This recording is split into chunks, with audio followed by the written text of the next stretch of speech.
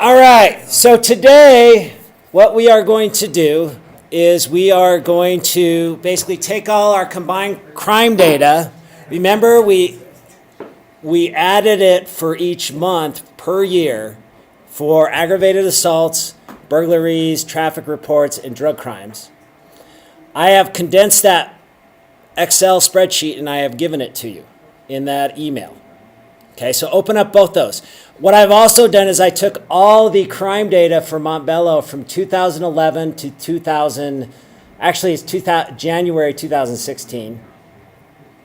And basically we're going to play around with that today. Okay?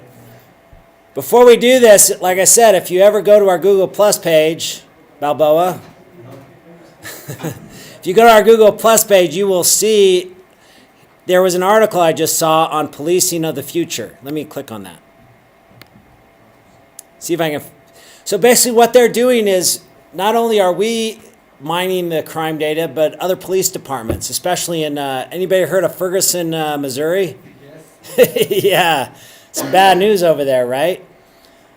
Discriminatory policing.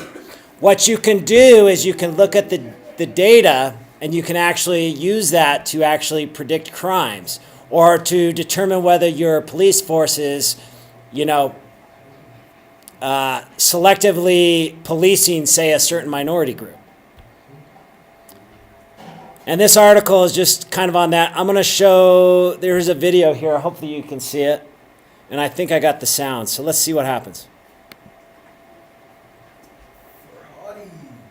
Rod, you live. New York City provides very interesting perspectives. Every building, every corner or urban structure presents new geometric combinations. Have a seat, Rob. Okay, here's the video. This is what other police departments are using. In the hopes of better predicting where and when it will happen again, today's crime maps are made by computers and provide detailed crime data. This is what we're doing. Routinely scan their precincts for hotspots, places experiencing a disproportionate amount of criminal activity. With the help of these maps, many departments simply put cops on the dots in order to prevent future crimes. This hotspot analysis has become more sophisticated, leading to predictive policing.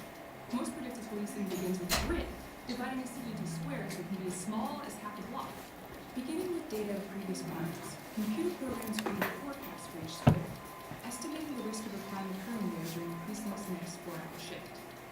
But beyond that, predictive policing systems differ in their approaches.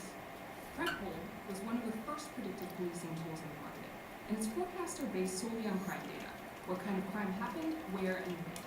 It builds on techniques for forecasting earthquakes, with the aftershocks of the crime reverberating across the city's grid. This is crazy. Then there's risk terrain modeling, which draws on the same basic crime data as well as features of the city, like proximity to a public transportation hub, a collection of bars, the current weather, or even the phases of the moon. HunchLab uses the same advanced factors as pulling in all this other different information. A tree-based technique for assigning risk to grid cells. You can think of this like a game of 20 questions. Have there been complaints about disorderly conduct nearby recently? Is there a concentration of bars or liquor stores nearby? Is there a subway stop nearby? Answering each question sends you down a different branch of the tree, the end of the process being a risk value. Ultimately, HunchLab creates hundreds of these trees and combines them into a forest to create a robust forecasting tool. Will we ever really be able to predict crimes before they happen? Maybe not. But even the idea prompts important questions about how we manage these resources. So again, that basically what they're doing is they're developing algorithms to, based on the crime data and the locations, to basically predict where they want to put the police, right? Kind of what we're doing. What's that?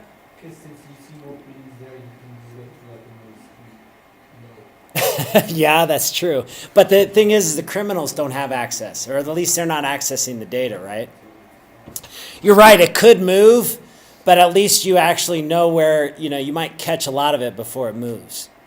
That's kind of the whole purpose of this is, we have all these measurements, all this history, we're collecting all this crime information. How can we use that to predict the future? Just like we did with the football teams, right?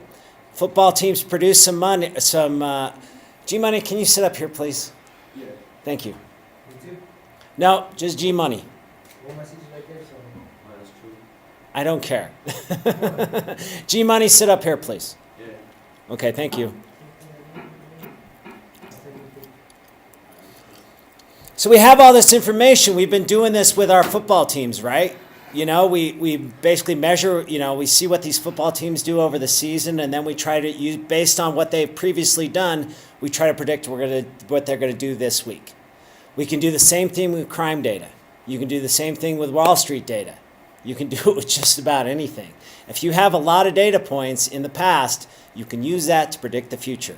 And that's exactly what I'm trying to show you here. Okay, well, let's get out our Excel spreadsheets.